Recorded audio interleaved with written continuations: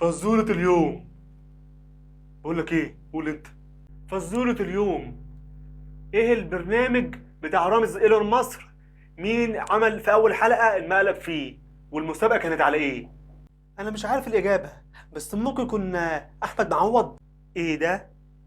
مين احمد معوض ده؟ ها؟ مش عارف. عوض. عوض مين يا بابا؟ ايه الاسماء اللي انتوا بتقولوها دي؟ اليكس، انا عارف المسابقة. قول يا عمو. كان على المسابقة البنطلون. لا، هي حاجة أكثر من كده. هقول لك أنا يا ابن جهتي. قول يا عم. كان اللي اتعمل له مقلب ده الفنان أحمد حامد. والمسابقة كانت بتتكلم عن البوكسر. حلو أوي. مفيش فايدة في إخواتي اللي دماغهم مقفلة.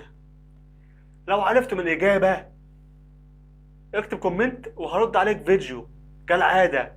أنا بقول لكم كتير ومحدش بيعمل كومنتات عشان انتوا مش هتسمعوا الفيديو للآخر. يعني الحقيقة بانت في الحتة دي. السؤال بيقول: في رامز ايلون مصر مين عمل في أول مقلب؟ كان اسمه إيه الشخص؟ والمسابقة كانت عن إيه؟ ماشي؟ ماشي.